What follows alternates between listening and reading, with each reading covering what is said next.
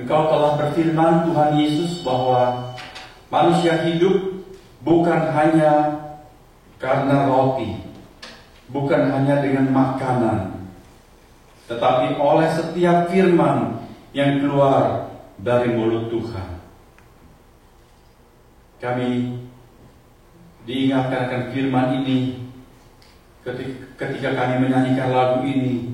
Ya Tuhan, kiranya kami semua masing-masing memeriksa diri, apakah yang kami cari, apakah yang kami kejar di dalam dunia ini untuk memuaskan hati kami, untuk memperoleh kebahagiaan. Sudah banyak contoh orang-orang yang gagal, yang akhirnya kecewa karena mereka keliru memilih, keliru menetapkan sasaran hidup mereka. Tuhan Yesus, berilah kami pencerahan dengan Roh Kudus-Mu.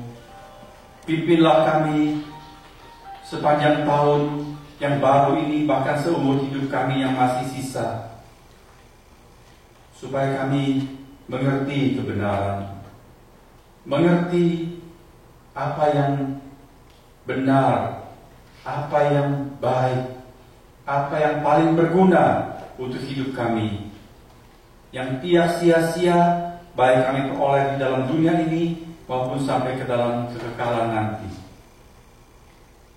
Karena setiap saat kami berhadapan dengan firman Tuhan, baik dalam kebaktian maupun pada waktu kami membaca Alkitab pribadi, atau waktu kami mengikuti pemahaman Alkitab, dan setiap kali kami membaca, mendengar, merenungkan, bertemu dengan firman Tuhan, berilah kami pencerahan supaya kami mengerti kebenaran itu, dan bukan cuma mengerti, tapi melakoninya dalam kehidupan kami. Tuhan tolong kami. Pada sore hari ini juga berkati kami saat kami merenungkan firman Tuhan di sini maupun di kelas bagi anak-anak kami. Tolonglah hamba-Mu agar dapat memberitakan firman Tuhan dengan benar. Dalam nama Tuhan Yesus. Amin. Amin.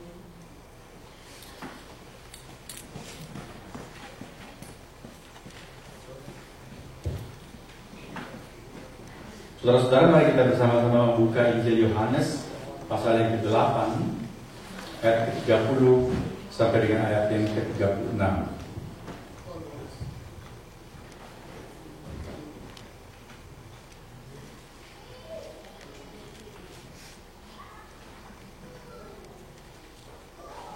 Saya akan membaca buat kita sekalian. Yohanes 8 ayat 30 sampai dengan ayat yang ke-36. Setelah Yesus mengatakan semuanya itu, banyak orang percaya kepadanya. Maka katanya kepada orang-orang Yahudi yang percaya kepadanya, "Jikalau kamu tetap dalam firman-Ku, kamu adalah," saya ulangi, "kamu benar-benar adalah murid-Ku. Dan kamu akan mengetahui kebenaran, dan kebenaran itu akan memerdekakan kamu." Jawab mereka, "Kami adalah keturunan Abraham dan tidak pernah menjadi hamba siapapun. Bagaimana engkau dapat berkata, kamu akan merdeka?" Kata Yesus kepada mereka, "Aku berkata kepadamu, sesungguhnya setiap orang yang berbuat dosa adalah hamba dosa. Dan hamba tidak tetap tinggal dalam rumah, tetapi anak tetap tinggal dalam rumah. Jadi apabila anak itu memerdekakan kamu, kamu pun benar-benar merdeka." Mari kita baca bersama-sama ulang ayat 31 dan 32 jadi ayat emas untuk khotbah pada sore hari ini. Yohanes 8 ayat 31 dan 32 bersama-sama. Maka katanya kepada orang-orang Yahudi yang percaya kepadanya, "Jikalau kamu tetap dalam firman-Ku, kamu benar-benar adalah murid-Ku, dan kamu akan mengetahui kebenaran, dan kebenaran itu akan memerdekakan kamu." Saudara-saudara, tahun lalu tema tahunan Graceful Community apa? Saudara-saudara masih ingat? Sehat jasmani dan rohani. Jangan dilupa dong, ya. Itu tema kita fokus panjang tahun, sehat jasmani, sehat rohani. Bukan cuma sehat jasmani, tapi sehat rohani. Sehat yang pertama utuh. Kalau sehat, pasti semuanya tumbuh bagus, ya. Baby kalau mau tumbuh perlu kita suruh-suruh tumbuh nggak? Nggak perlu, asal dia sehat pasti dia tumbuh. Orang Kristen, iman kita, gereja, pertumbuhannya bagaimana mau tumbuh?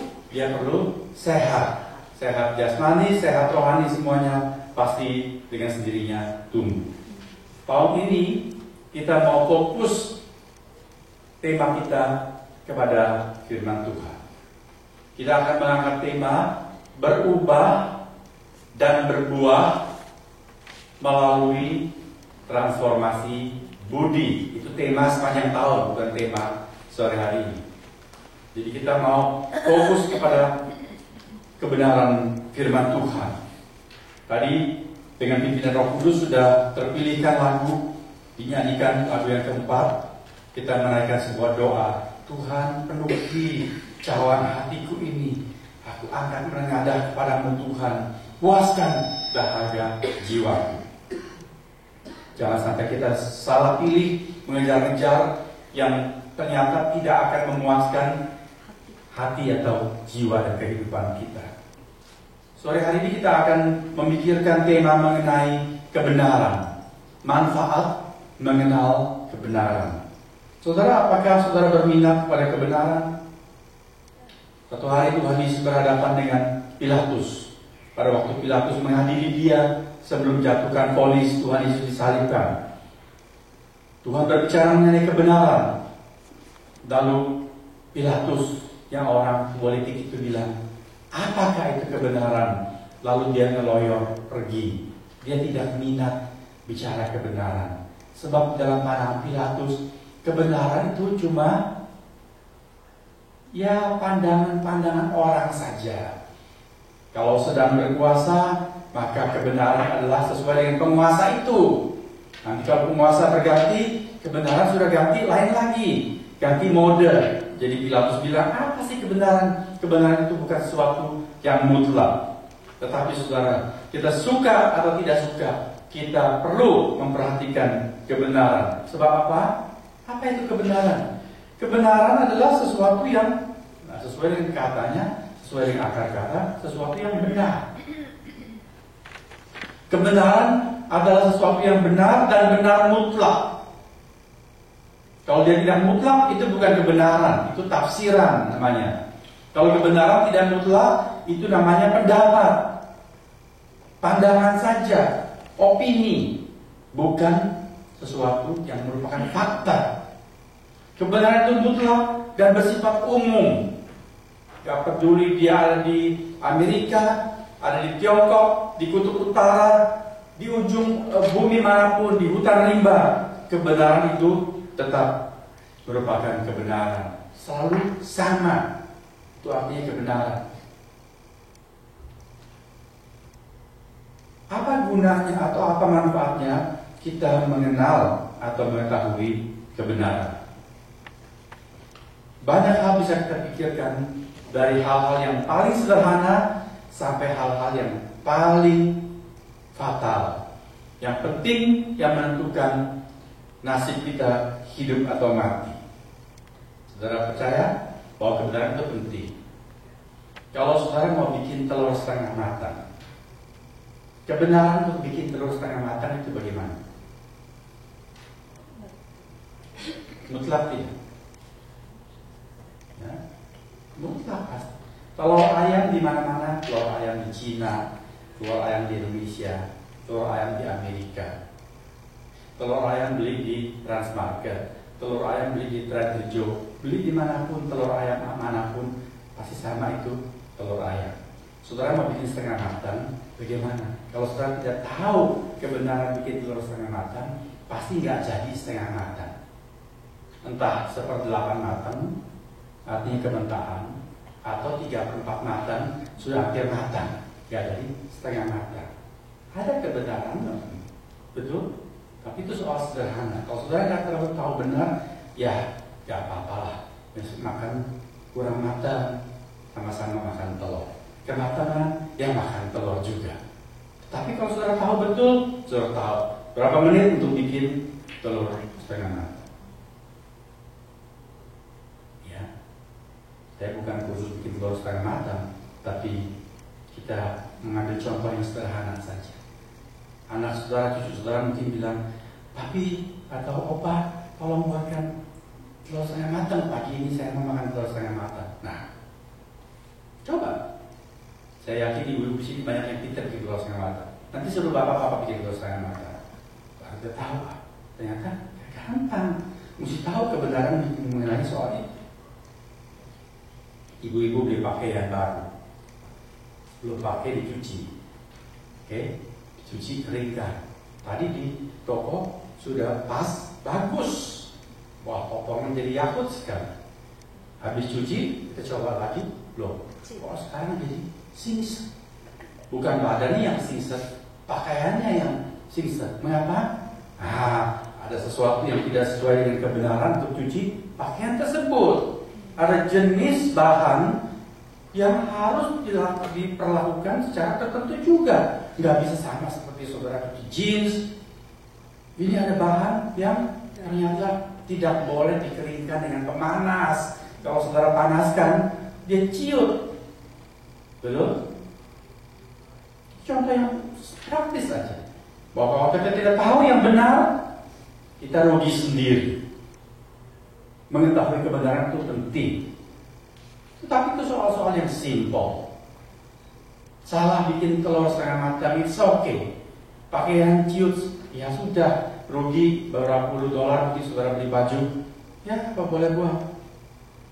Tapi tidak membuat saudara jadi fatal, membuat saudara jadi meninggal dunia, tidak. Seorang ibu, dia lagi masak di rumah, anaknya baby main-main di sana. Waktu dia mau ke ruang tengah, dia lihat babynya sedang, kena stroke. Lalu ibu itu tarik baby itu. Apa yang terjadi? Baby meninggal, ibu juga meninggal. Ya, apalagi kalau listrik seperti di Indonesia tegangannya 220.